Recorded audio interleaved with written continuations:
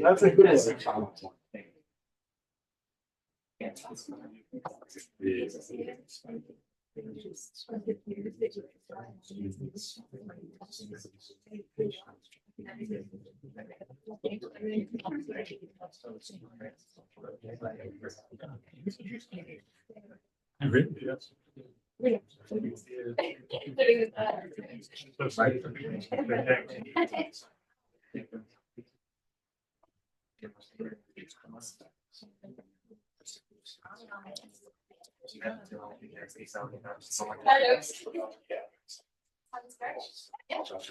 Okay. So, welcome to the seminar. Thank you all for being here. And I have to give a big thank to the people that organized this. First, Autumn, help, and thank you for all your help and support. And from the early planning stages of this to the final details, you've been a steady hand and a great help throughout this. So thank you very much. Julie, thank you for everything. You've always been so helpful. And of course, thanks to Waleed, that's not here in the room, but yes, he is. Oh, he's there. Okay, I thought you were out. Thank you, Waleed.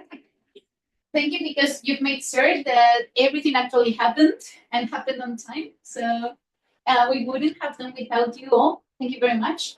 And I also want to thank the speakers, the guests, for accepting our invitation and coming here so we could learn from them and enjoy their company. So thank you very much. And let's get started. We're going to start with Sophie Babi. She's an associate professor in modern history in the University of Bourgogne. Her research focuses on the history of mass violence and its memory in contemporary Europe. And after Sophie, we're going to have Magda Fytili. She's a postdoctoral researcher at the Universidad Complutense de Madrid. She holds a PhD in political science from the University of Athens, and she has worked at the Autonomous University of Madrid too. And after that, we have Alba Lozano. She's a tenure track lecturer at the University of Castilla-La Mancha and holds a PhD in history from the same university.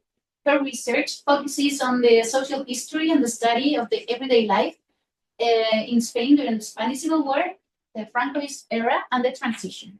So we're going to start in that order. First Sophie, then Magda, and then Alba. Sophie, the floor is yours. Yep, let me get you the. And we're going to control your time. So yeah, yes, yeah. Whenever you're ready, Sophie. Okay. So Sophie, to the screen. The yeah. Okay. The computer, not the screen. That's perfect. It's tricky, right? Yes. It doesn't. I think that's it. Okay. Okay. So good evening. It is really a great honor to be here at St. Antony's College. Such a prestigious and inspiring place for all academic research. I couldn't refuse, of course, to come here. And I would like to extend, of course, my sincerest thanks to Ainhoa for her kind invitation. Let me begin by noting that today, discussing violence during Spanish transition is no longer taboo. I began my research 25 years ago. Numerous studies have emerged You can see here the first book I wrote about the myth of the peaceful transition in French and then in Spanish, and other works I did about the Spanish and violence in the Spanish transition. And now you have lots of historians that have worked on these themes, like this is an example for the last 10 years. You have like Pucasaneas, you have David Ballester, Victor Aparicio recently, who worked on this violence in the transition. And then you also have lots of work about terrorism in the Basque country, the Basque terrorism. And in Vitoria, you have two centers very, very innovative in the subject, in the Institut Valentin de Foronda and the Centro Memorial de las Víctimas del Terrorismo. So, among historians, the idea that the transition was not as peaceful as once believed is now widely accepted. However, this shift is far less the case in the public and political sphere. On the current left, although there is still an effort to preserve the exceptional and foundational character of the transition to democracy, since Pedro Sanchez's mandate, the Prime Minister, Socialist Prime Minister, there has been growing acknowledgement of the reality of political violence, to the point of including forms of reparation for the victims of political violence after Franco's death in memorial legislation, adopted first in 2007 and then in 2022. The right, on the other hand, clings to a traditionalist and conservative vision of the Spanish transition as an entirely exemplary and untouchable model. This reflects an effort to appropriate the legacy of the transition, somewhat paradoxically, given that half of the deputies of the ancestor of today's Popular Party, the Right Party, refused to approve the 1978 Constitution. It is therefore still relevant to revisit the myth of the peaceful transition and to examine how political violence affected the democratization process and continues to shape contemporary Spanish society.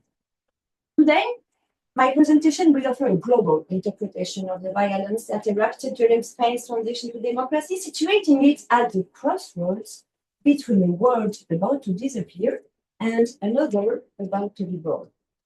I will explore how the overlapping cycles of violence shaped the transition, complicated the exit from authoritarianism, and deeply influenced memory and justice in contemporary Spain.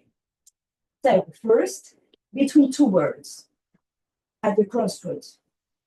To fully understand Spain's transition's complexity, we must situate it within the broader context of the 70s, a decade marked by profound social, political, and cultural ferment. The transition was not merely a regime change, it was a moment of tension between two historical worlds. The world before was shaped by the victory of democracies over fascism in World War II, and while the post-war Western world proclaimed its commitment to democratic values and human rights, it quickly became entangled in the Cold War and resisted decolonization, clinging to imperial privileges. So, in the south of Europe, in Spain, Franco's regime maintained brutal repression, even as opposition movement gained strength in the 60s and 70s.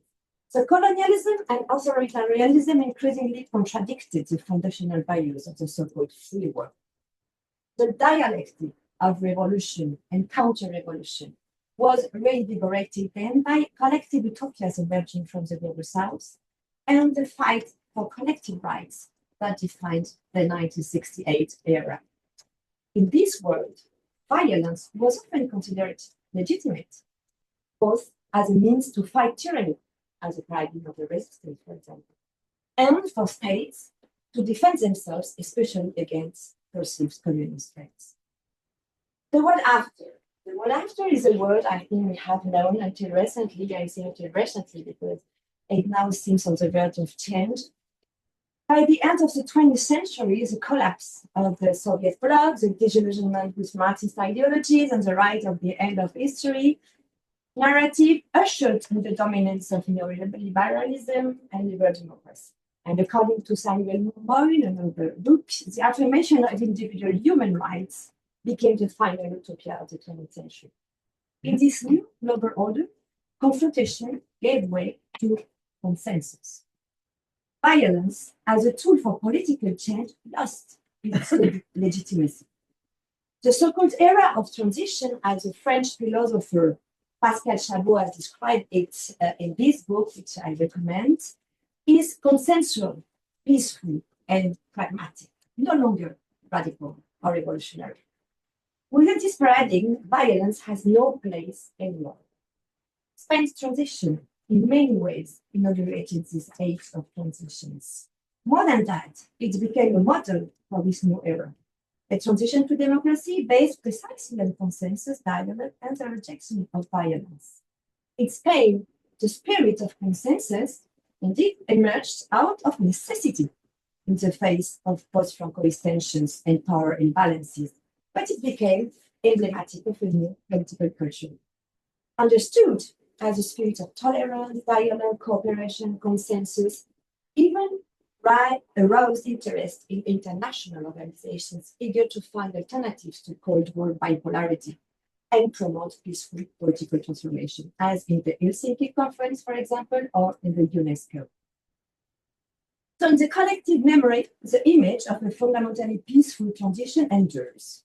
Because Spanish society, by and large, aspired to build a democracy without violence, a free pacified society, one in which violence is radically excluded in law, in morality, and in public life. After all, what is a transition to democracy if not an exit from violence of dictatorship toward a regime where violence replaces weapons? I like this cartoon very much because it has nothing to do with the context, because it's from France, April 1848, to promote a universal suffrage, but it's a rifle against the violence. And so the transition is the exit from violence, and it's also a transformation to a new regime where the state, as a sole holder of the monopoly on violence, is required to justify its action by defending citizens' rights and not by defending itself.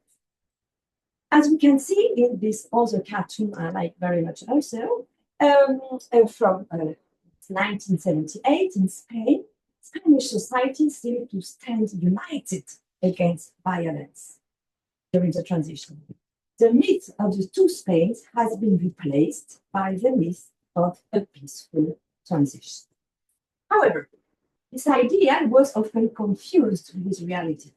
The violence of the period, violence that not only existed but actively eroded democratic space, as we are going to see, was downplayed, forgotten, concealed, or even denied.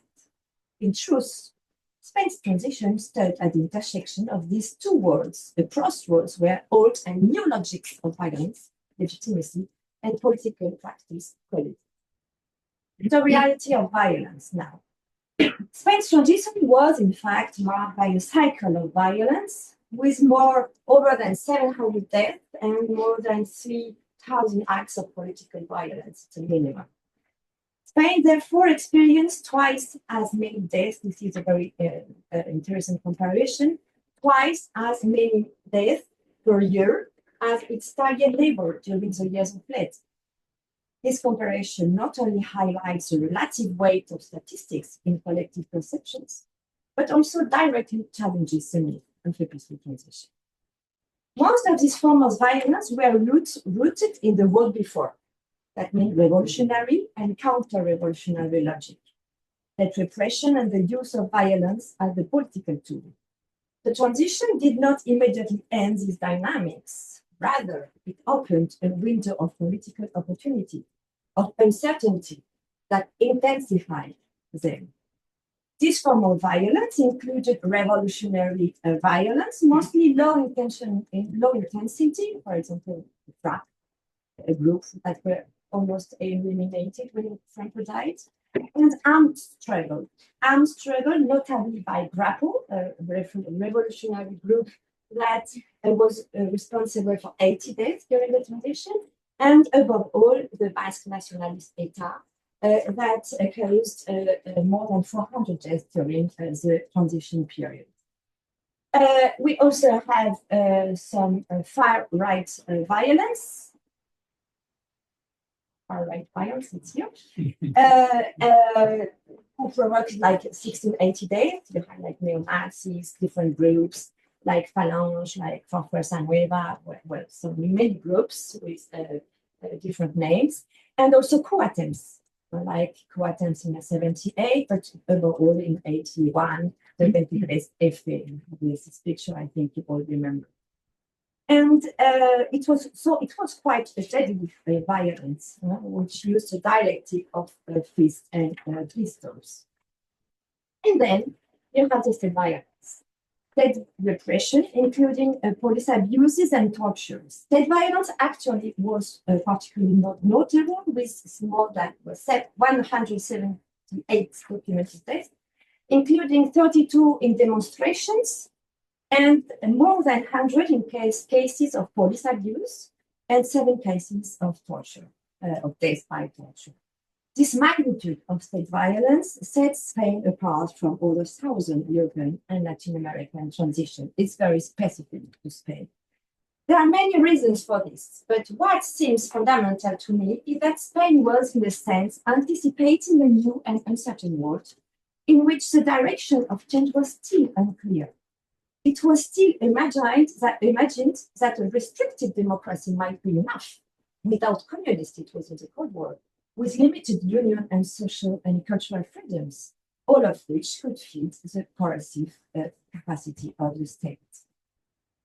Anyway, this cycle of violence concluded in 1982 with the self-dissolution of one branch of ETA, the political unidad, with the collapse of a big far-right group and the electoral victory of the Socialist Party, which marked the end of uncertainty and the beginning of the ordinary life of democracy. From then on, violence became lost totally its legitimacy. But almost, most political violence faded after 1982, the Basque conflict persisted. ETA continued its campaigns until 2011, killing more than 800 people. This conflict polarized Spanish society and leaked forms of violence from the old world as well from the new one. First, the Basque conflict added new layers to Spain's long history of political conflict, generating significant confusion in the ways of exiting violence, complicating efforts to address the legacy of past violence of the civil war and photoism by blurring the boundaries between victims and perpetrators. Second, the Basque independence struggle prolonged the revolutionary and counter-revolutionary frameworks of the past. State violence, especially in the fight against ETA, recycled methods from the Francoist regime. Practices such as torture and the dirty war persisted well beyond the consolidation of democracy. And you know that the GAL was born during the socialist period. And the need to combat terrorism made it difficult to critically examine the legacy of Francoism within state institutions, especially the continuity of repressive bodies and practices in the democracy. At the same time, the revolutionary and anti-fascist paradigm continued to legitimize ETA's action for many on the left, both in Spain and abroad, and this well into the 90s. This raised a fundamental question: wasn't ETA militant a freedom fighter or a terrorist? The answer depended on one's view on the legitimacy of violence and where to draw the line between dictatorship and democracy. And there is still no clear answer to that. These overlapping cycles of violence had a profound impact on the way to address the legacy of the past in Spain, and especially the development of a human rights culture. And this will be my last point. Human rights victims and the struggle for recognition. I have to underline first that the assimilation of ETA militants as anti-fascist fighters and the revolutionary use of violence during the transition cast doubt on the legitimacy of Republican victims and delayed the recognition of certain categories of the repressed, especially, for example, the political prisoners, who were sometimes seen as not fully accepting the democratic framework, despite having fought for it all their life. They wanted to be like a resistance figure, but they were not, because some of them were part of ETA or have been part of ETA and were now assimilated to terrorism. You have the poster here of the AEXPA, which is one of the principal organizations of the political prisoners. Secondly, unlike in Latin America, Spain did not develop a strong human rights movement during or immediately after the transition. Organizations such as the APD Action, you have it here, which is Asociación Pro Derechos Humanos de España, the first association, human rights association, who were legalized in 1978. Amnesty International had his first organization in Barcelona also in 1977. They emerged quite late and they remained weak. This is surprising, given that international organizations had used human rights arguments to denounce Francoism since the end of World War II. One reason, I think, was that ETA appropriated human rights discourse early on, using it to denounce state repression and to prevent extraditions, especially from France, which served as a sanctuary for ETA military. So this early appropriation prevented, or at least delayed, the use of human rights arguments by victims of Francoism. Only with the rise of the transnational of the transitional justice paradigm in the late 2000s, like just 2 decades ago, did the history of Francoism begin to be reframed through the lens of human rights violations and international rights. This is very recent. This had paradoxical effects. If the dynamics described so far acted as obstacles to the recognition of victims and the crimes of dictatorship, the survival of ETA in the democratic context paradoxically reinforced mechanisms for combating impunity and protecting victims. Over time, tools and discourses developed to address victims of terrorism and create a new mechanism for victim protections were adopted by victims of the civil war and Francoism, especially now in the 21st century. Thus, well, it's too complicated to explain it like in a short time, but this is the idea. Thus, the long shadow of ETA paradoxically contributed, albeit belatedly, to the consolidation of victims' rights in Spain, not only for victims of terrorism, but in a radically new way for victims of Francoism. It helped bring Francoist memory into the global memory and transitional justice agenda. Belatedly. In conclusion, one word, Spain's transition to democracy was not just a process of regime change, but also a complex and contested exit from violence. The overlapping cycles of violence in Spain's recent history, civil war, dictatorship, transitional violence, and vast separatism, have deeply shaped Spain's approach to justice, memory, and human rights. The myth of a peaceful transition played a key role in shaping Spain's new democratic identity. It served as a foundational narrative for democratic Spain, promoting social cohesion, reconciliation, and abrazo on the national session, the first poster, which is a painting actually. But also, it sidestepped the issue of responsibility, obscuring the violence that occurred and delaying the recognition of many victims. So, understanding Spain's transition as both a political and a post-violence process allows us to better grasp the complexities of its memory debates on the ongoing struggle for justice and memory. And only by acknowledging all forms of violence and all victims can Spain hope to build a more inclusive and just collective memory. Thank you very much for your attention.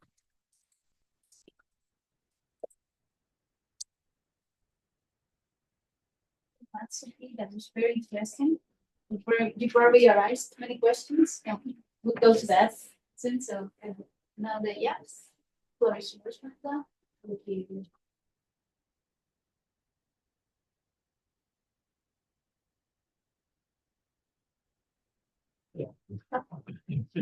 Great.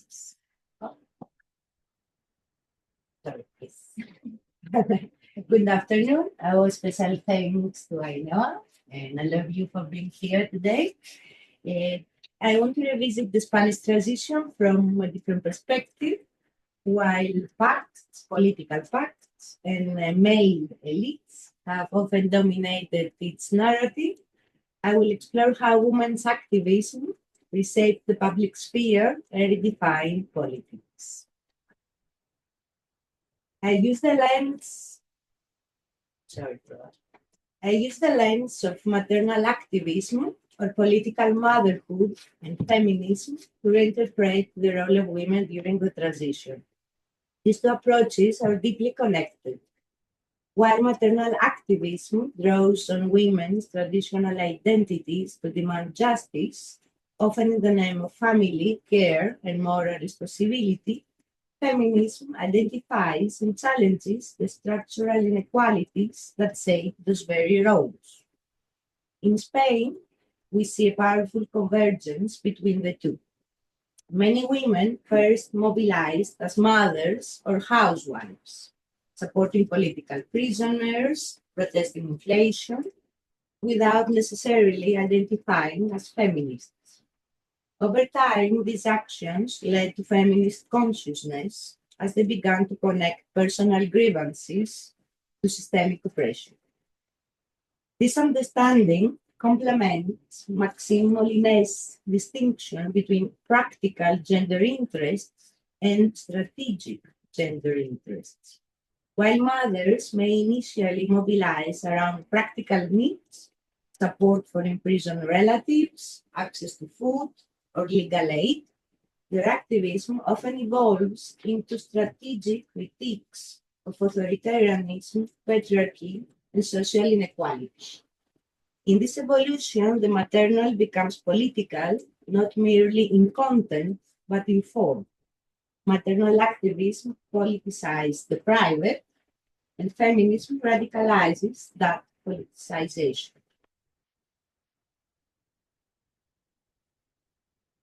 At Franco's death, Spanish women were subjected to an entrenched and explicit system of gender-based subordination. Socialized into subordination by the Sección Femenina, the female section, presented with marriage and motherhood as the only socially acceptable role, forced to give up an independent income on marriage, unable to control their fertility or pregnancies, and yet deprived of parental authority over their children, threatened with a charge of abandonment of the home if they escaped from under the marital roof, and with imprisonment if they started a relationship with another man. Women were legally dependent, socially confined, and politically invisible. The ideal woman was the devout, obedient housewife. Yet this very identity became a platform for subversion. The regime created the figure of the woman as moral guardian of the family. But in the 60s, women used that identity to demand rights in the name of their children, families, and communities.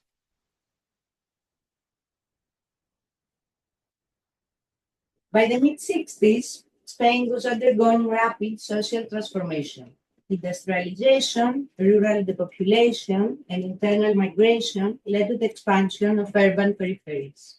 Cities like Barcelona, Madrid, Bilbao, and Valencia showed dramatic growth, with new working-class neighborhoods emerging on the outskirts, often with little infrastructure, few services, and growing political tension. These areas became hubs of mobilization where women's community organizing began to intersect with broader demands for democracy. In this context, working-class women, often wives and mothers of political prisoners, began organizing neighborhood churches and markets. the Democratic Women's Movement, el Movimiento Democrático de Mujeres, launched petitions, newspapers, and symbolic protests. Their care roles for children, husbands, neighbors became the moral justification for public action. Symbolic protests included church occupations, sometimes with hunger strikes, to denounce prison conditions and support their imprisoned relatives. Somos madres, no criminales. We're mothers, not criminals. A phrase used by women reclaiming their identity as caregivers to demand justice. Free rallies in markets to protest the cost of living, the everyday hardships of housewives, the lack of childcare, jobs, parks, and schools. Class blockades on streets to demand democracy and freedom, short demonstrations with placards or wearing black veils or ribbons to denounce political killings. Caceroladas, bagging pots, pans, or painted plastic containers to protest rising prices. These actions were not confined to national concerns. Spanish women also participated in international solidarity campaigns, such as the mobilizations in support of Angela Davis in 1971 and 1972, demanding freedom for imprisoned women across borders and connected local repression to global struggles for justice.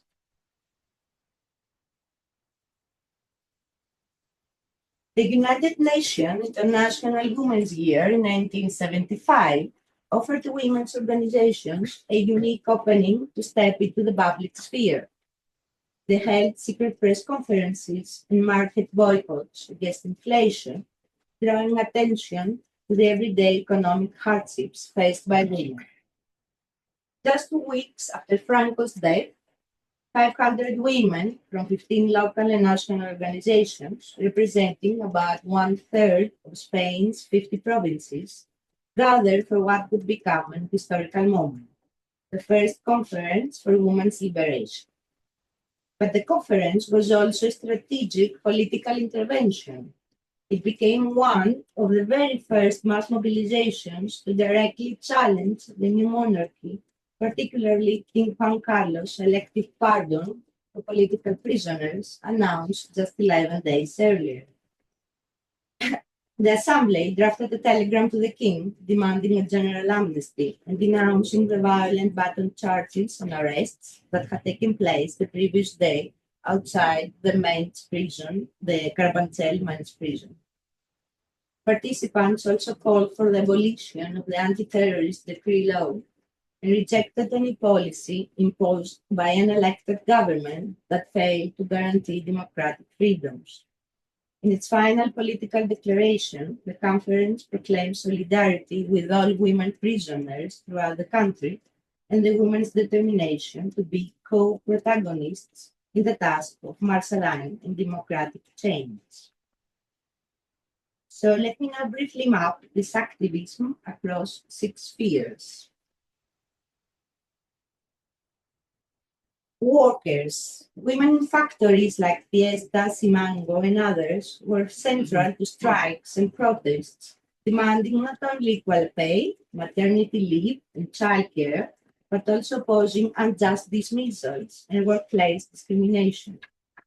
They began speaking publicly about exploitative labor conditions, bringing gender workplace issues into the mainstream. In 1977, the Democratic Women's Movement organized the first conference of working women, giving visibility to these demands.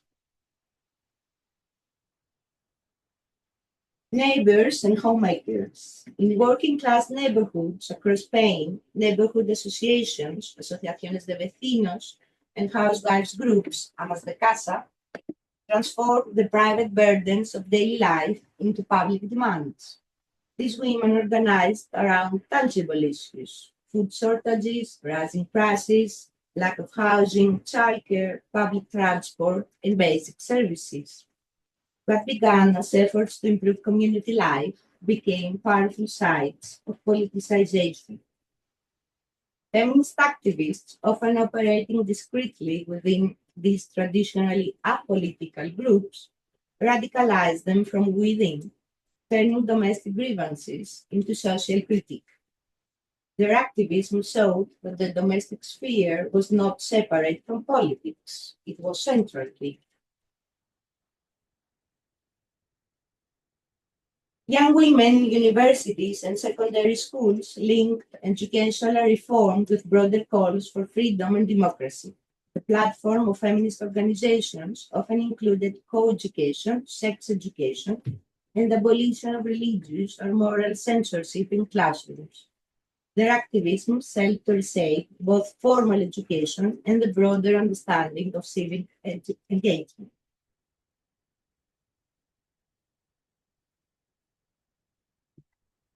Professionals. Women lawyers, doctors, and educators played key roles in pushing for reproductive rights, equal legal status, and civic reforms. The Spanish Association of Women Lawyers was instrumental in the revision of the Civil Code and lobbied directly with Franco's ministers. Other professional groups supported abortion decriminalization, divorce rights, and family planning.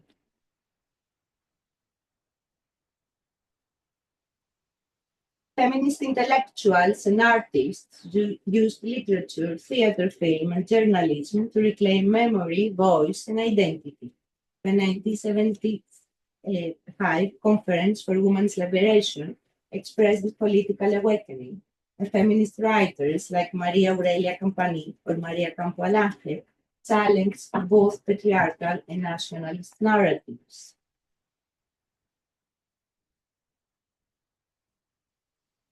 Politicians and feminists. Groups like the Spanish Association of Separated Women and the Feminist Liberation Front or the Single Mothers Association pushed for key legal reforms, divorce, child custody, civil recognition of motherhood. They not only lobbied politicians, but also drafted policy proposals and led high-risk direct actions, such as chaining themselves to court buildings and staging sit-ins in churches. Across all these arenas, care and responsibility were not only personal values, but political justifications. This wasn't merely feminist theory in motion, it was maternal ethics in resistance. Through lobbying, protests, and community organizing, women achieved significant legal changes. Decriminalization of contraception, led by feminist doctors and family planning, these efforts made contraception accessible for working-class women. Decriminalization of adultery and abortion activism, activists organized national campaigns, legal challenges, and mass self-incrimination protests. Legalization of divorce. Feminist organizations lobbied all major parties. Spanish Association of Separate Women and the Democratic Women's Movement influenced the final legal drafts and confronted the church's resistance. By 1981, women achieved legal equality in marriage, parental authority, and child rights, abolishing outdated discriminatory categories. Advocacy went beyond abstract ideals. Maternal activists framed these rights as essential for social cohesion, moral dignity, and practical survival. These women framed the demands not as radical, but as deeply moral necessities rooted in the everyday experience of sustaining life under oppression. These women were not simply asking to be included in the post-Franco democratic project. They were redefining the meaning of democracy itself. They politicized domestic life, transforming kitchens, markets, prisons, and churches into arenas of resistance. Their activism broadened what counted as politics. Care work, motherhood, education, emotional labor all became political categories. They did not act alone. Women organized in networks, coalitions, and associations despite party resistance or religious conservatism. They reshaped parliamentary agendas. Feminist pressure helped shape the 1978 Constitution and pushed left-wing parties like the socialists and the communists to adopt gender equality policies. They launched the first reproductive justice movement in Spain, integrating family planning, contraception, and abortion into public health. Through legal wins and cultural shifts, they created space for future generations of feminist struggle. In closing, I invite us to remember the Spanish transition not only as a pact between men in suits, but as a collective uprising, one that included women in aprons, women in black, women with children on their hips, women who carried resistance in their bodies and care in their politics. These women's organizations did more than participate. They amplified the volume of opposition to the dictatorship and the transitional governments. They forms of oppression that the political elite had long ignored. In doing so, they extended the reach of democracy and made it visible in spaces that had previously been dismissed: the home, the market, the clinic, the playground. Their activism spoke to what Tema Kaplan called a feminine consciousness rooted in care and responsibility in everyday injustice, and transformed it into political consciousness. As one activist declared in 1976, no parimos para la dictadura. We did not give birth to the dictatorship, transforming maternal duty into an act of defiance. Through their struggles, many women found feminism not as an ideology, but as a lived commitment to dignity and democratic change. At a time when many ordinary women, after decades of being silenced, approached the end of frequency with low political confidence and little sense of agency, these movements offered a getaway, an invitation into politics through the experience of injustice and into democracy through the labor of care. The resistance didn't just support the transition, it reshaped its very meaning. Thank you.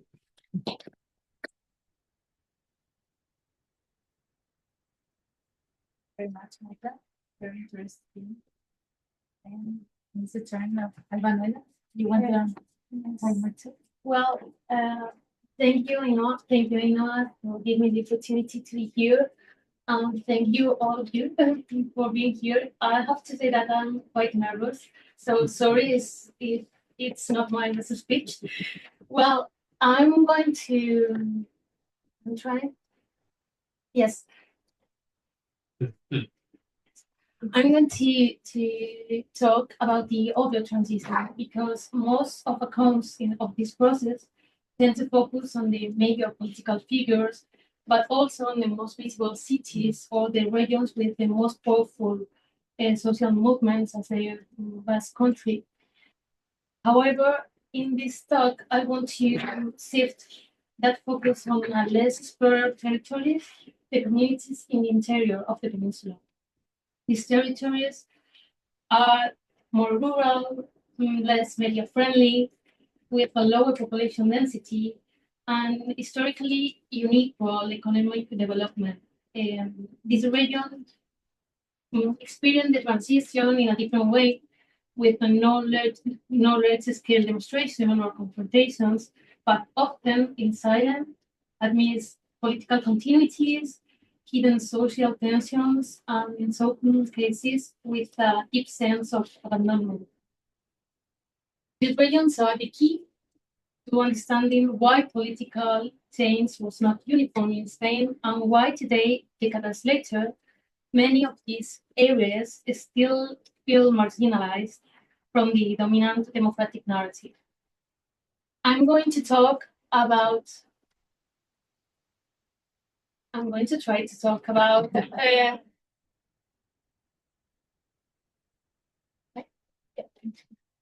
okay, well, no, yes.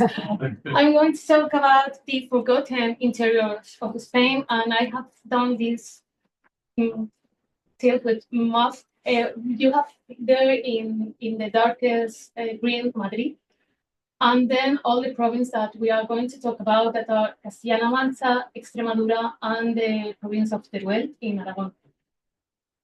These communities feel transition with not as a history of rupture, but rather of continuity, silence, and frustration. And we are going to talk a little one by one, and trying to talk about a new way to see the transition from these places that are not in the first page of the papers. Well, Castilla-La Mancha during the transitions was anything. I mean, it didn't exist, and also, yes, it's true. It was not even clear that it should exist. Made up of 5 provinces that are Albacete, Ciudad Real, Cuenca, Toledo, and Guadalajara. This was a place like halfway between the traditional Castilian and the agrarian peripheral southeast, and it was, in many sense, a land in between, and also a forgotten land.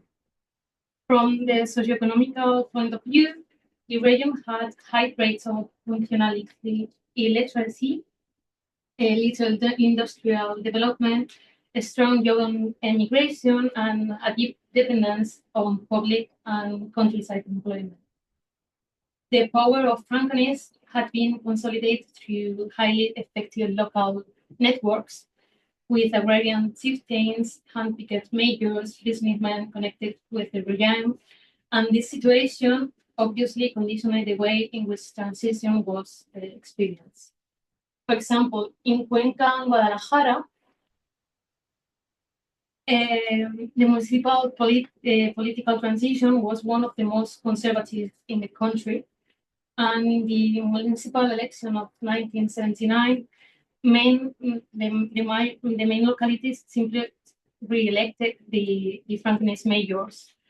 And there were who were in center-right candidacies, but in many towns there was only one candidacy, and the democratic parties have any militancy or establishment. In Toledo, the church has a historical and symbolical power, and the cathedral staff, I will say, was one of the institutions that took the longest time to adapt to the new democratic climate. And during the first years of transitions, the Toledo clergy maintained a conservative stance and tried to not to permit any kind of openness or debate spaces. However, it was in the capital's most popular and working class neighborhoods when a grassroots church began, and they were closer to the social concern than to the official discourse. And it was from churches in the neighborhoods where the working class groups first emerged, like social movements. These groups began to demand better public service, urban transports, schools, and were the workers' priors, the young mothers, the city council's workers who took part in them, and who led the transition not from the Congress, but from the streets, and not in demonstration minute. In the province of Ciudad Real, yes, the countryside became the most visible sense of the social conflict in transition. This was a region, and still been a region, with areas that historically has had an intensive agriculture and very temporary work, and the mechanization and the modernization of the countryside made to increase the unemployment.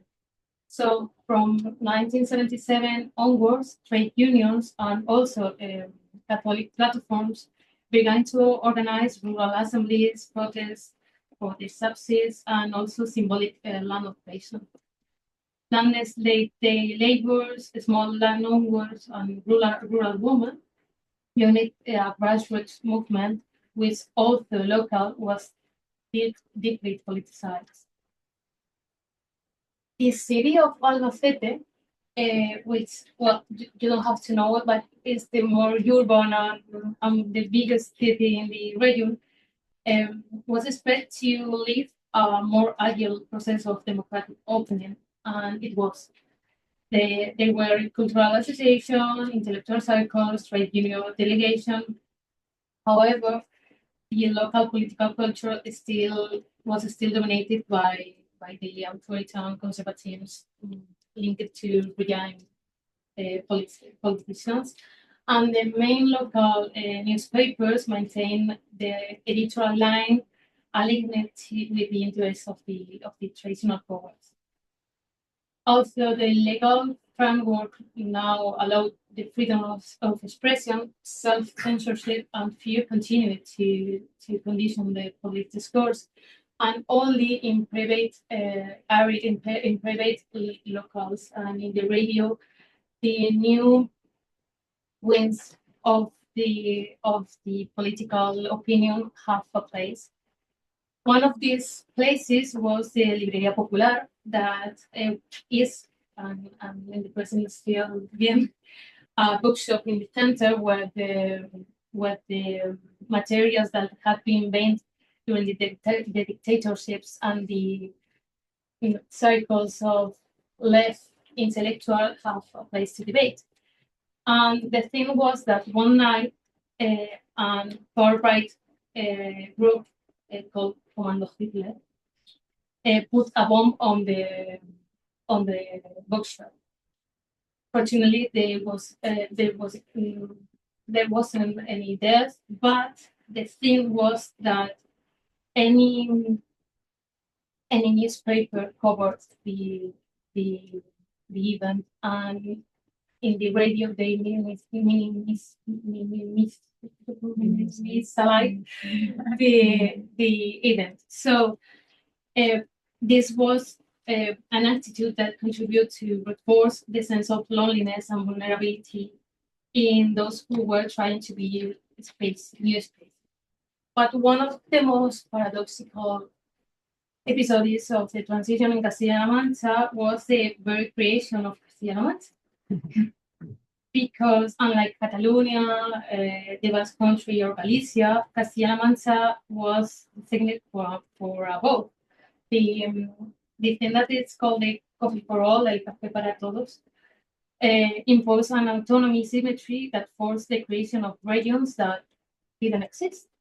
So the 5 provinces that we have in Castilla-La Mancha had never acted as a unit. And in 1978, many citizens did not know what will be Castilla-La Mancha or what will do the junta, that is the autonomous government. And the problem of this is the regional identity was weak or not existent, and the result was now a fragile autonomy with formally created institutions but little emotional connection. But the region was decided for consolidating the constitutional model because it has a very stability in the elections and still being very low level of conflict and political moderation that are the things that define nowadays Castilla-La Mancha.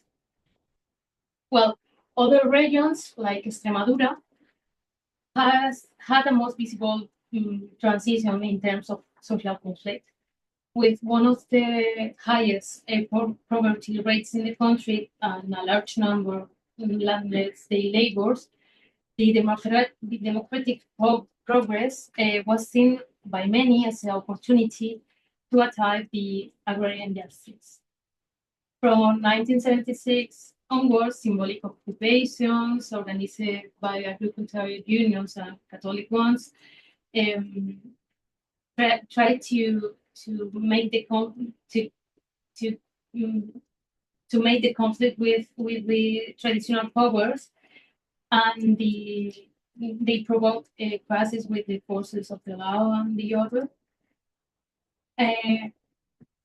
And these events, like the one in Domenito in the 1st of May of 1977, that were hardly represented by the police, revealed that the limitation of the democratic process in these areas where the most need was of a structural and not just institutional transformation. The last region I want to talk about is in Aragon, well, the province of Teruel, that have, well, in Teruel, the transition was experienced with a mixture of identical expectations and a progressive disillusionment. In this region, the problem was not so much repression or conflict, but structural abandonment. The population, lack of infrastructure, and geographical isolation have left a deep mark on the social and the economic fabric of many communities. They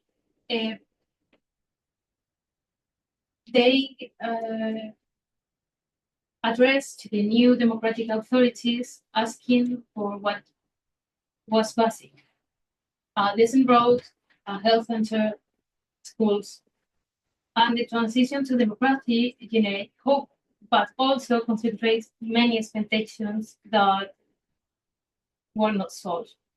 The Aragonese autonomy that was approved in 1982 was experienced by many comarques as a centralized process in Zaragoza, which hardly changed the life in the interior. Well, what I want to say that looking at the Spanish transition from the center of the peninsula, from the inland, we discover a more complex or even more complex history than we usually talk. A less visible story, a less celebrated, but equal crucial to understanding how democracy was built in Spain. Castilla-La Mancha, Extremadura, and Teruel did not experience the transition as a burst of freedom or as a social revolution. Rather, it was so uneven, slow, and in many cases imposed from above. In these small towns, in the neighborhoods, in the street, democracy did not arrive wrapped in flags or with epic speeches. It's a mix with fear, routine, and silence, and also with the hope that something would at least change. And obviously, the democracy and the freedom were important, but the urgency was in achieving a better standard of living, improving the economy, stopping the population, and having proper roads or universities. In other words, they were more concerned with the structural and service concern changes that with pure political transformation.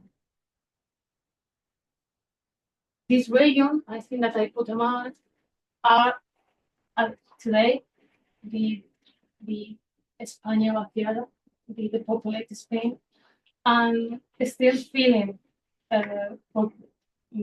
marginalized from the center and the coastal areas.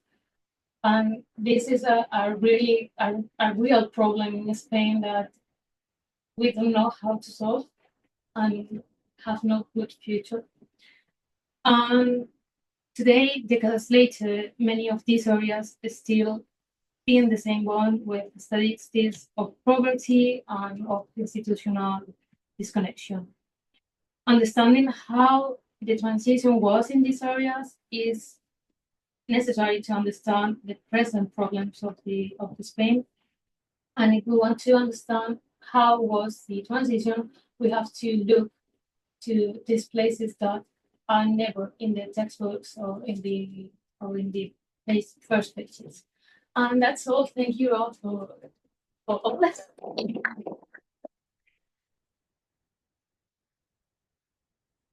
Very much, Alba. Thank you very much, Alba, Magda, and Sophie, for all such interesting presentations with so many ideas that are very powerful and they need to be present in the transition story. And now we're going to open the floor for questions. So please raise your hand and ask your question. Maybe you're going to put some questions together so you can answer them on behalf of you. And that's the time. David? Thank you very much, David Madden, CSOX. Thank you very much for three very interesting, contrasted, collaborative proposals. And well done for putting the panel together. Do you think people in Spain accept that the parallel process is going ahead in Portugal and Greece? Or would they, of course, three countries are very different, or would they feel that there were certain aspects in Spain, e.g. the Basque question, that made it rather different? Thank you very much, David. Any more questions? Yeah. Yeah, hi. Thank you all. A year of members, of course, in Spain. So, from your fields or just in general, what are you missing that maybe is not enough in the at least in the plan for this year of public authorities? Thank you. There was another question. So again. Just a very short question. Because I know there is some disagreement among historians about the ending of the transition. But do you think like it actually finished? Because some people even like go as far as to say in 1996 when the right went back to government, that nothing happened. Okay. Well, you can start with this. And I think these are general questions for all the speakers. Yes. As well. So yeah, do you want to start with the Okay, nice start. For the parallelism with Greece, I will. Sure, of course. Now with Portugal, of course, is a big question, the comparison between the transitions, the Southern Europe transition, but also the Eastern Europe transition. We just, I think, last year we just published with James Mark and Daniel Pressus a paper in the journal Humanity, which is a paper about the travel of the consensus paradigm from Spain to Eastern Europe and Latin America, which is not the comparison inside Southern Europe are more common, but these travels in peripheral areas are not so common. So the idea was to analyze how non-Nuremberg model could travel from Spain, impunity model from Spain to other states. Anyway, for the Southern Europe, of course, there are lots of comparison, but I mean, it's not, for me, it's not the parallelism which is important now in historiography, is more circulations to understand the influences and the circulations between actors and ideas and representations of model of changes, of how to change and why to do it that way.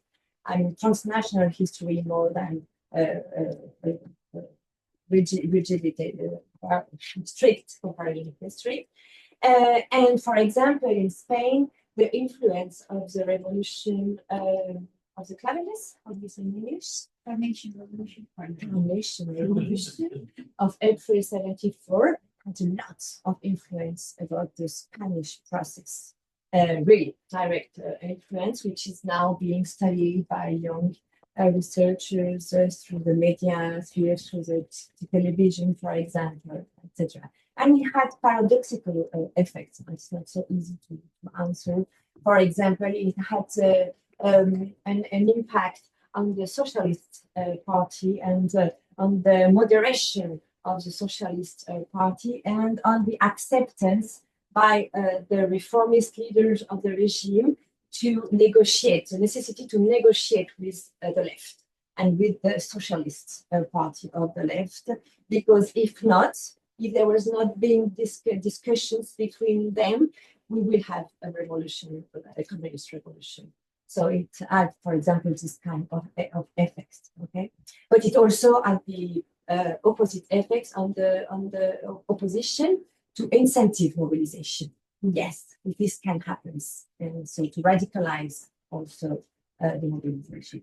Anyway, so this is, I think, that for me, the way of where the investigation has to go is more that way. And I'm really curious about the circulations really between Greece, for example, and Spain, because I don't know. We will move on to that. Yeah, to the maybe, first- exactly. Yeah. Yes. Yes. Okay. Yes, exactly between Greece and Spain. Yes, it had obviously an impact. The Greek impact was not so revolutionary, of course, and did not provoke a danger like the revolution, like the Carnation Revolution, because both transitions to democracy, the Greek one and the Spanish one, were elite-driven ones.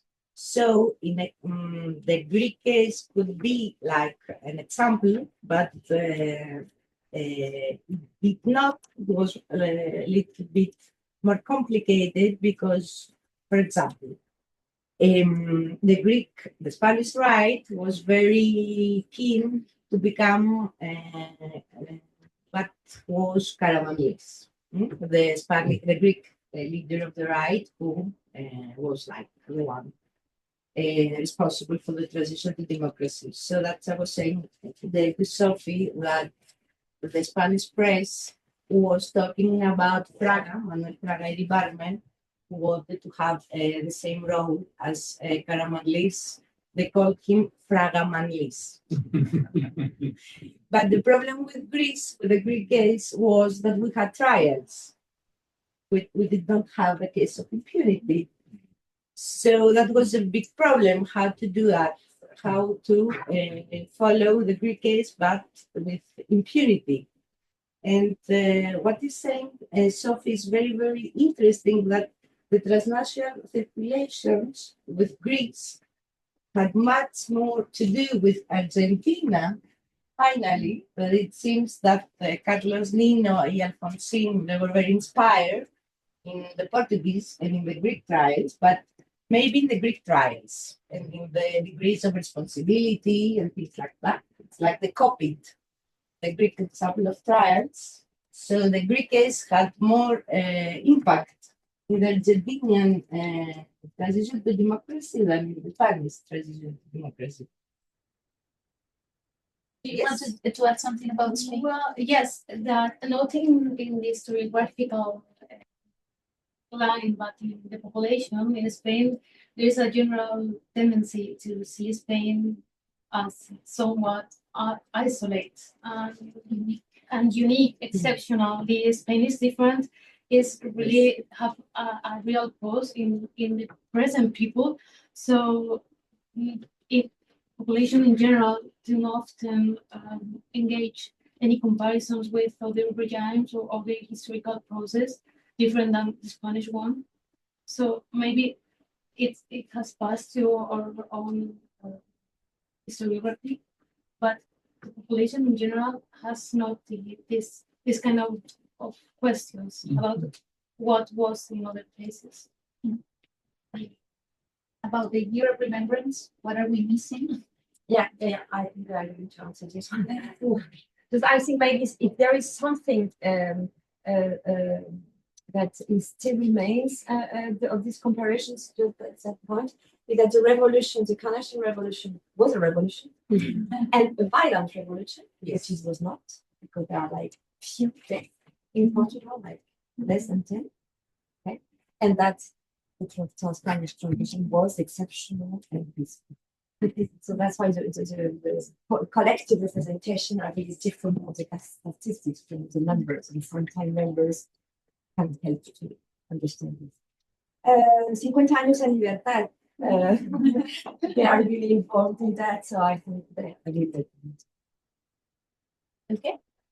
Yes. They're involved in this process. Oh, that's a giant issue because yes, public commemorations and everything that has to do with tradition to democracy in Spain is a very contested issue. So yes, we began with a narrative that from above. The transition was made from above. It was elite-driven transition, and it was an epic transition, an exemplary transition, and a Pacific transition.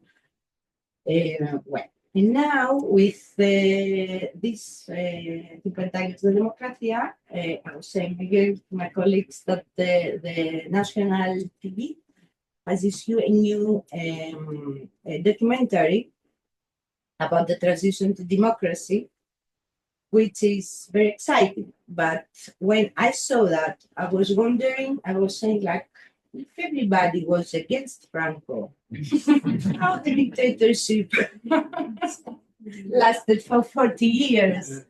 So now we have exactly the opposite narrative, a transition from above, that everybody was against the dictatorship, the women, as I was saying, the working class, the students, the neighborhood associations. So yes, I think it's very difficult to find a balance. And again, and also, I think that the very important aspect related to memory in the manifestations of memory, it's what Sophie was saying, that it's very, very interesting about the impact that had ETA in the recognition of the victims. But I think that, and we see it every day with recent investigations that have to do with territories in with concrete regions. For example, now we know that in Galicia, there were a lot of manifestations of memory, not only exhumations, but commemorative acts. And there was not a pact of silence, as we believed, as we were saying, or there was a pact of silence in the level of the political elites, but there was never a pact of silence between the people or between the victims. And this depends with the region. It's not the same in Galicia, it's not the same in the Basque Country, it's not the same in Catalonia. It has to do with the repression during Francoism, it has to do with the associative traditions. So, yes, it's very complicated. And about the ending, Maybe I don't know if you want to say something about the anniversary. So, what is the last question? When it's finished. Yeah, we have the debate when it begins and when it's finished. For example, I would, I'm with this, I don't remember his name, it's French sociologist, but the idea of an agenda which can change with the field you're looking to.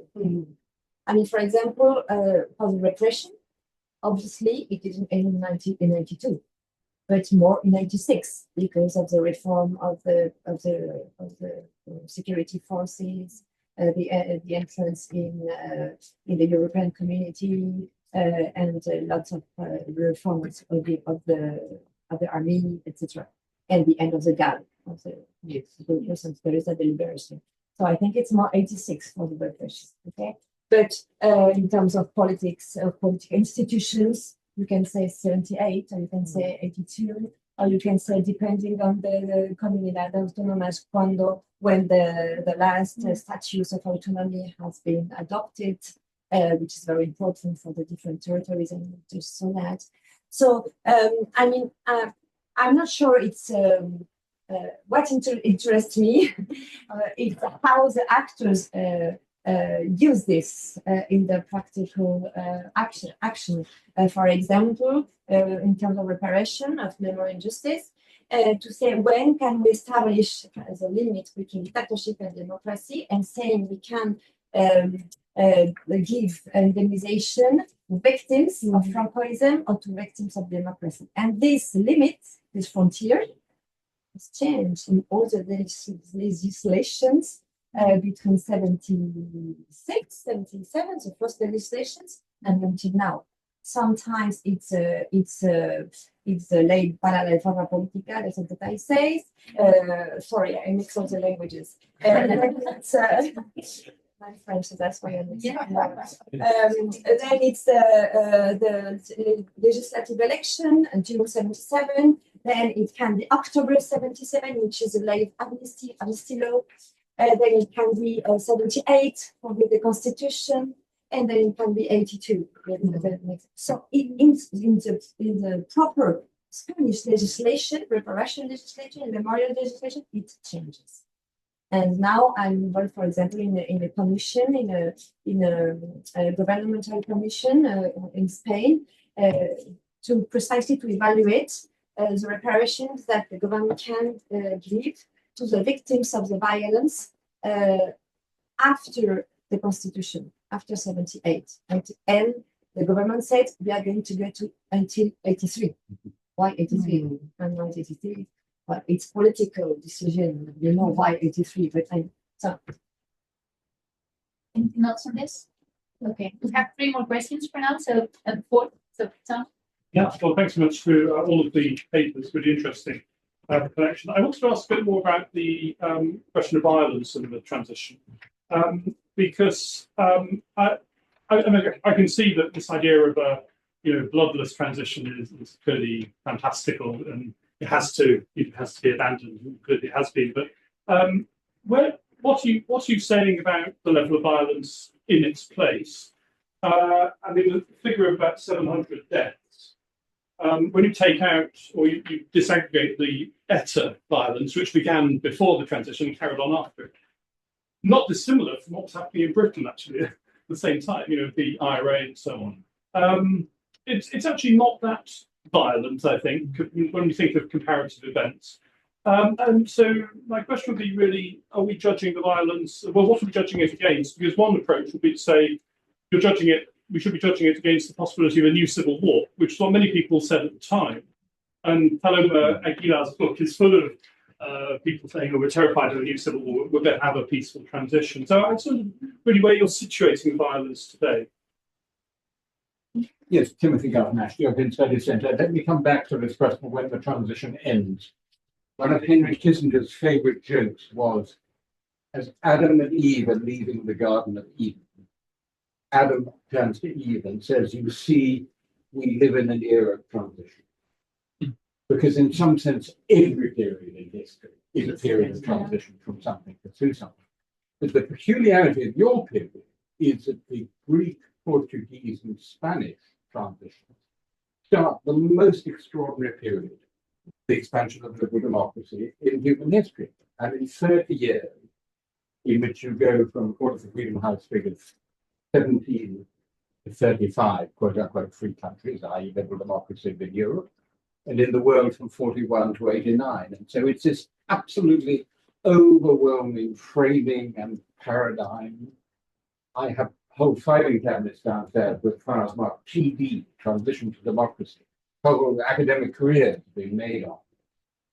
And my question to you all is, first of all, you sometimes, since you're trying to complicate the stories of the transition in a different way, do you sometimes find that sort of overwhelming paradigmatic framing, transition to democracy, constraining? Would you rather think about it in other terms, away from that frame? And secondly, since arguably we're now in a period of transition from democracy rather than to democracy, and historians are always writing also the history of their own times, does that in some sense change the way you think about yourself? Thank you very much, Ainhoa.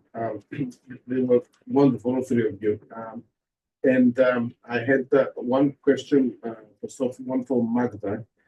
Now, Sophie, I'm going to follow up on Tom's point, because that's what I was also thinking. In a sense, ask whether we can have 2 different approaches to Spanish resistance and demonstration. There is the violent one that we've seen with ETA, but also there's a peaceful one that is happening through peaceful demonstrations. And Matt gave us this talk last year about the pots and clinging and the noisy demonstrations that do not have, the aim of actually disrupting and violent and all that. And that, that you're French and I'm, from Greece, that may be different a little bit from this kind of culture, which demonstrations are more of a culture of resistance and you need to accompany this with the violent side of a demonstration as well. So I'm wondering whether in Spain there are two approaches, two traditions of demonstrating, the violent but also the peaceful one. And with Magda, I'd like to say, when you were speaking, obviously, I was thinking of Almodovar's films and how he approaches women in Spain, really enlightening for us. But also the film from Brazil that I saw this year, I'm Still Here, which is very much about a woman and how she approaches this Desaparecidos and her husband and all that. Yes. My question to you is, how did the top down react to this kind of, women's demonstration? When did they start really reacting with the legal reforms in terms of, divorce, women's rights and all that during the transition? Was it during the 74, 79, 80, or was it the Socialist Party that really did it for them? Let's go with these questions. We have a few more after this. Okay. I love your questions, so thank you very much. About violence, of course, that was my major question. I think actually when I started working on that, it was in 2000. Yes, I need to. So it's like 25 years ago. And at that time, nobody was talking about the violence, and everybody was saying what you are saying. There is no violence. It's not very important in the process. At the end, it's a success. At the end, all went good. So I had to demonstrate that this discourse, I had to explain this discourse, it's the second part. But first to demonstrate with numbers, what does that mean? Okay? Violence, there has been. And not just ETA. My whole pointer in all these years was to demonstrate that it was just ETA. Because if you keep ETA 400 days, you still have for almost 400 days, 350 days. Okay? It's not. It's a little bit if you compare to the new civil war, the potential new civil war. And the numbers that were managed at that time were 1 million deaths and not 500,000, which is now 500,000. But it was in the papers 1 million. So, of course, 2 days, 3, 4 massacres, small massacres, 1 death in the demonstration, it's nothing compared to 500,000 or to 1 million deaths. Okay? And so, first, I had to demonstrate with number that if we say this is a peaceful transition, it doesn't mean there was no violence. And that this violence was not just ETA, but was in all the territory. I made maps and everything, and touched civilians. More than half, of the victims are civilians. You and me, everybody. Okay. So I had to study this social extent of the violence. And then, of course, to understand what does that mean, saying that the transition was peaceful. And it means something. It means a lot. It means that the civil society, all the society, wanted a pacified process. Okay? And I am still working on that in my last book, just to see when can you, it has like 30 years of history, this idea of a pacific transition to democracy from the 50s, 40s, and the 50s. So it has a long history. So society wanted a pacified process, a pacific and pacific process. They wanted also a pacified society. Okay? They wanted exit from violence. So a society without violence. So a society, a pacific, a peaceful society. Okay?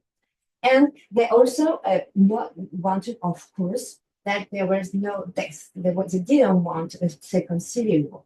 Okay? So they wanted order in the streets. Order were more wanted than liberty at that time, than freedom. So they wanted freedom, but in order. But it also means that the political leaders used this rhetoric to constrain demonstrations, to constrain the social movement, and to lead the way of the reforms, the rhythm of the reforms, and where they could go or not go. And so they manipulate the discourse, they used the discourse, the narrative of a peaceful transition during the transition to push the people into the center with moderate positions, not to touch the past, not to touch questions of the past crimes and the repression, to build the future. Okay? So it's very interesting to see how this discourse is effective and has impact in the process itself. Okay? And how also the other story is how the myth, this narrative, has a long history until now and still exists, and how it has been appropriated by different spheres of the society and of the political parties during different times of the history. This is also very interesting. And then, I took a lot of time, transition, yeah, from democracy. No, of course, my job, I'm French, I'm not Spanish, and I had nothing to do with Spain, my family, nothing. So I see the Spanish transition not from an internalized perspective, but really from a European and global perspective. And all my work is trying precisely to extract Spain from its isolated periphery and to insert it in this big story of the transitions of democracy. And my last book about judging Franco is really trying to insert Spain in the history of the confrontation of the European Occidental society to mass violence and to memory and justice paradigms. And a big history, and how Spain has entered the global age of memory in different ways. But I never thought about these transitions from democracies. It's the first time I've heard this question, so I will think about it. I'm sure it will be. It becoming your way. Yeah, I had the last question, but maybe I don't know if I have time about the Pacific culture, but I think I've answered about the Pacific culture. Of course, there was the Pacific culture. This was a major culture, and this cartoon, Las Dos Españas, this is it. All Spain against violence. But this had very negative consequences in lots of things, but very positive consequences in the process. anything else about the framing of the transition? Yes, this is a very, very interesting question because the concept of transition comes from the Marxist tradition. In transition, it did not always signify a transition to a liberal democracy. It had very, very different meanings, but in the 70s, the transitional, what we now call transitional studies, con Juan Lin, and Spanish political science, and very other renowned political scientists framed it like the outcome should be, well, it wouldn't be a social and economic transformation, but a legal transformation driven by political elites. Because if the political elites were not responsible and the people would do the transition, we would have outcomes like the outcomes of the decolorization process. So we didn't want to have this kind of outcome. So the concept of transition to democracy in the Greek, Spanish, and Portuguese, no, it was not. It didn't fit. In the 70s, it meant a very concrete thing. It meant the transition to liberal democracy and an elite-driven legal democracy. If you had another question, Fred, do you want to add something on this? No. Okay. About you had The legal reforms. Yes. No, it's the women's movement achieved the legal reforms in the period 1977-1981. So the PSOE, the socialists, gained power in 1982. So they did it with the legalization of contraception, divorce. Women were legal minors during Frankfurt. So from these years, 1977-1981, they achieved every legal reform regarding the minors. So it was before the PSOE came power. I just want to add that if you come to the European Studies Center seminars, you hear about the transition from democracy, maybe too much. Then you get it here. It's my first time. Going on with the next questions, Paul. Thank you very much, all three of you. That was really very, very interesting. I guess my question's for Magda and Paul Betts, by the way, one of the European Studies Center fellows. I forgot to mention that. You said early on that these feminists were engaged in lots of international networks, like something, the Angela Davis Society, and they seem to be very networked up and they have a lot of international connections. And it sounds like it's the same for a lot of you. And I'm just surprised that that effort to recover the internationalization of this story has actually taken so long. I mean, certainly political scientists and historians after 1989 were constantly trying to internationalize the story from the very, very beginning. Do you think there was a resistance in which people want to make this unique national story in Spain? And as a result, the connection to Greece and Portugal and wonderfully were blocked. And it's only then 20, 30 years later people are actually interested in these connections, which are actually all there. As you say, the Angela Davis Societies, I mean, these people on the ground are very linked up to international networks. The political scientists and historians that go in are, in a funny way, much less international than the actors are studying. Why is it taking so long? In a sense, to recover what is really there, it seems like in the evidence, a very, very connected, or at least the kind of inspiring to connect international trends. How do you explain that lag in which historians and political scientists come very late to the party in terms of understanding that these are very, these are activists that are looking beyond the national borders? Why is it taking so long for people to just recognize that? What's at stake, in other words, in keeping this a national story?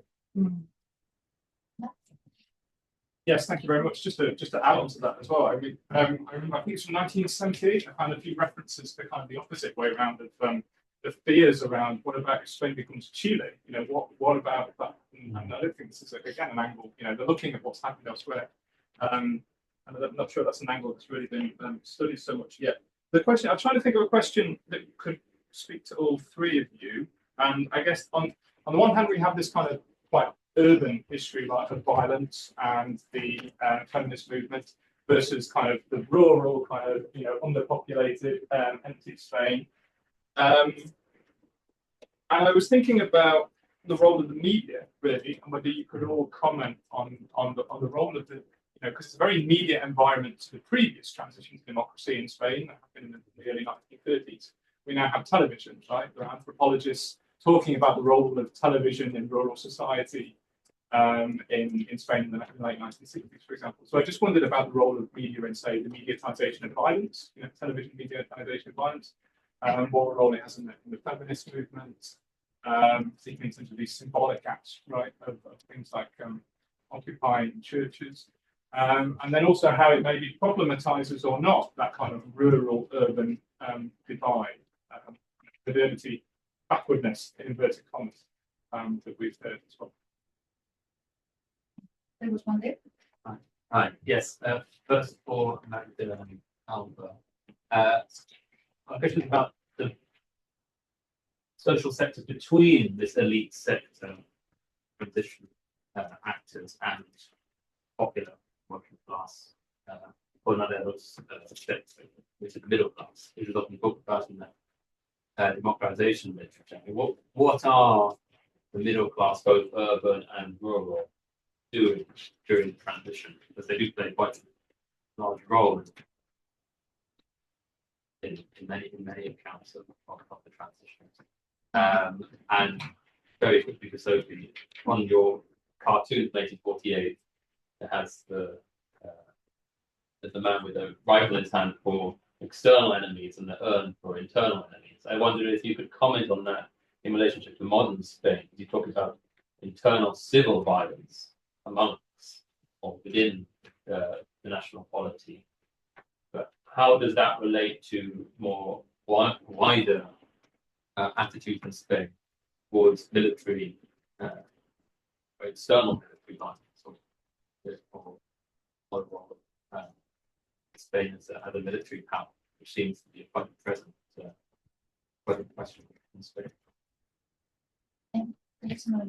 Yes, I think what the talk. It's a question to Alba in this case. And it's a question about something that I perceive as a paradox. Perhaps you know, but it's, you describe this populated Spain and, how these regions have been left behind, throughout history and especially in the last few decades. And yet, the big parties in Spain, both left and right, are very strong in those regions, perhaps even stronger than in cities where we have seen the rise of far right or far right parties. So I wanted to ask if you see this as a paradox as well, and if you see this changing at some point, and these regions, being based on the same politics of resentment that we have seen in places like the Midwest, in the US, or in Europe. Yes, but I don't want to take you over to nothing. A very good seminar. Thank you very much. I was wondering how central was Juan Carlos I's role in Spain's transition to democracy? Yeah, maybe another time.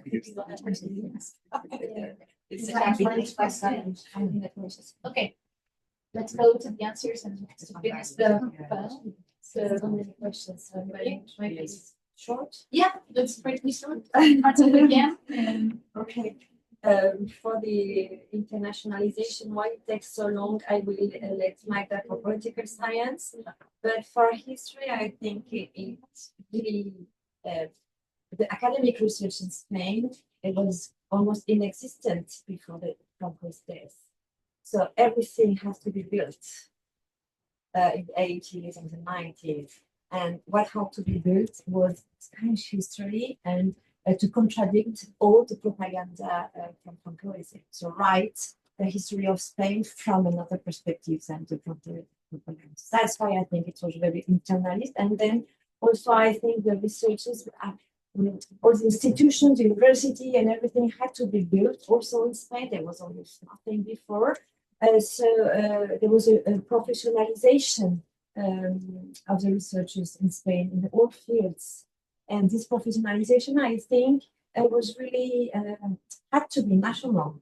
And we just discussed it. I think it's really quite recent. I think like 10 years maybe or 15 that young researchers now travel again and make a PhD or postdoctoral fellowship here in Oxford and everywhere. But you had all this period between 80 and the 2010, where it was very internalized to Spanish academic research, at least in history, not in political sciences, but also in public policy.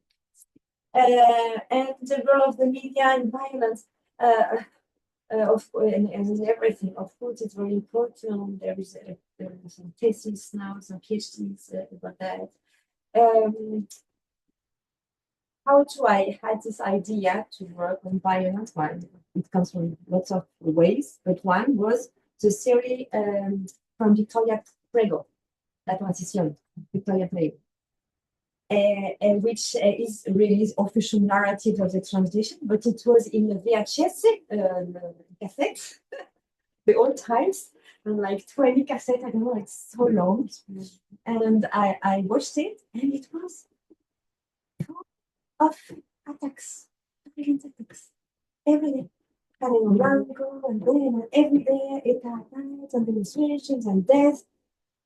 People can say there was no violent transition, okay? But exactly because all the narrative was to say we are able to fight against, surmonter, to go above this. Well, you understand, yes? To transcend this violence, to build a Pacific society. This is the narrative of the transition. Las dos Españas, nosotros contra ellos. Okay? It's a minority and all the majority. So it's also part of this narrative of excluding the violence in the periphery, in the minority, okay, and rejecting them, and reinforcing the myth of a powerful and wonderful and exemplary transition, because we did it, okay? And it's also about the 1848 cartoon. We did it, El Ser Español the essence of the Spanish people was to be violent. This is also the discourse of the generation of the 1898 after the disaster of the loss of Cuba and Puerto Rico and Philippines and the decadence narrative. And the Spanish people are violent by nature, okay? And at last, with the transition to democracy, we get rid of it. And now Spanish people are peaceful. And that explains a lot of also the international position of Spain in the world, which is very Pacific country. I would have lots of things to say, but I think it's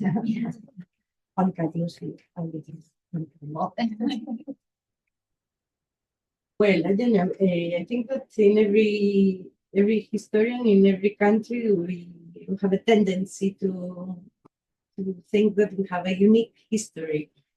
So I understood that the Greek history and the Spanish history was not unique when I was doing my PhD thesis comparing these two countries. And just to give an example, nowadays I'm working in a subject that everybody knew that, but nobody has done anything. For the fact that 10,000 of Spanish volunteers in 1979 went to Nicaragua to participate in the Nicaraguan revolution and then the civil war because they were deceived from the Spanish tradition. So always there are transnational circulations that make people the Chilean or the Cuban revolution, we know. But yes, we don't seem to give very importance. In respect of the role of the media, we have many investigations that show that during tradition they were very aligned with hegemonic discourse, and that's the case including of El País. It was the new democratic anti-Francoist newspaper.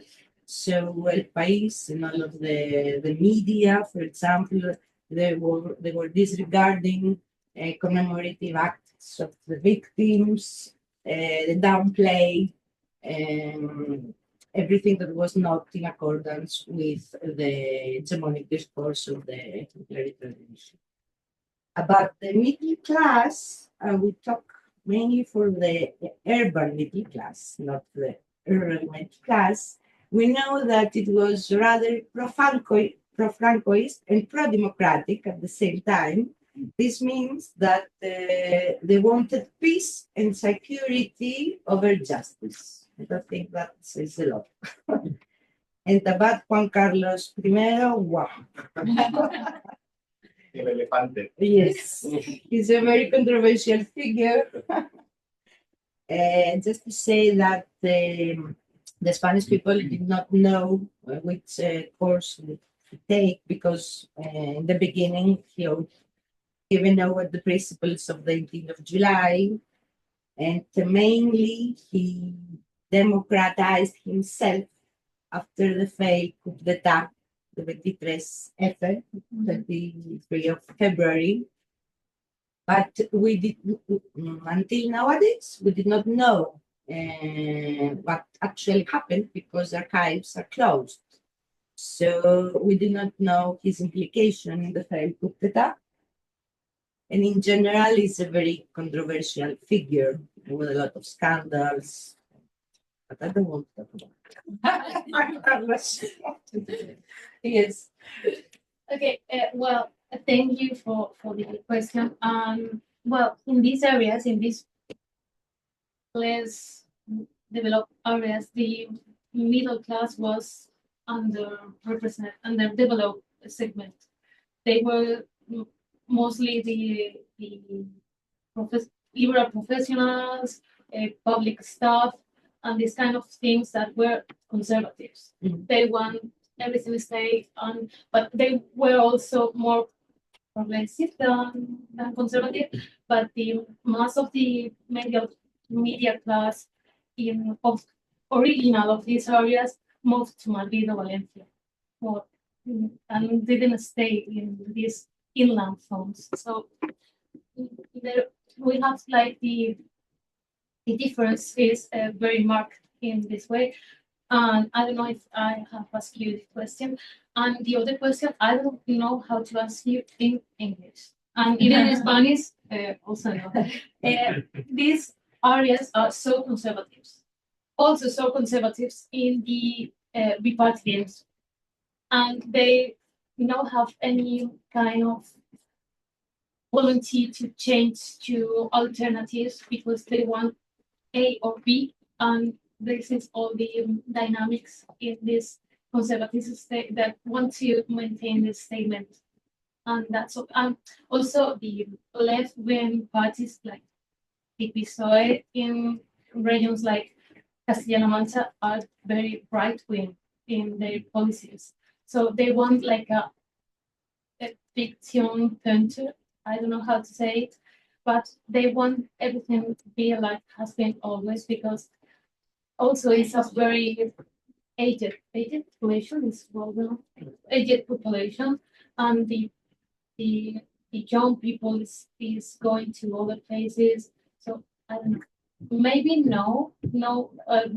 maybe they don't develop to far right policies, but they will stay. I think, I don't know, I'm a historian, not science. They will stay in this conservative course. Thank you. And Sophie wants to close talking about very close. Sorry, thing about Juan Carlos. No, yeah, because I didn't answer Juan Carlos. Maybe you want to know a little bit more. I think he was a key figure of the transition for the elites, right? Elites.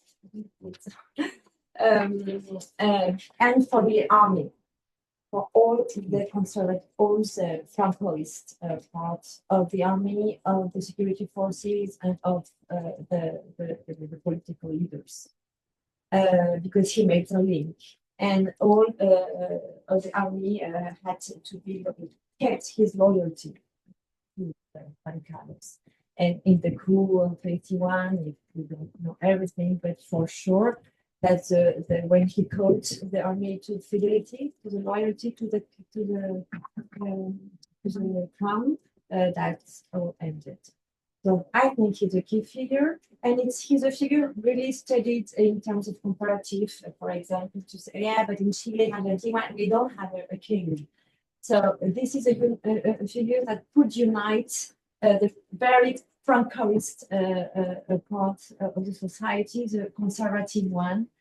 Of course, not the others that didn't want a monarchy but wanted a republic. But the Republican model was not a model precisely during the transition. So there was no institutional model in the 70s. Okay, the Republic was not a model. So I think that's also because of that they accepted that the Communist Party and the Socialist opposition mainly accepted the monarchy. And also because Juan Carlos, I think, democratized himself right lots before the 81. And he made all these trips in all the world in the 76, 77 to talk with everybody and to confirm the democratic way he wanted to, democratic shift he wanted to take.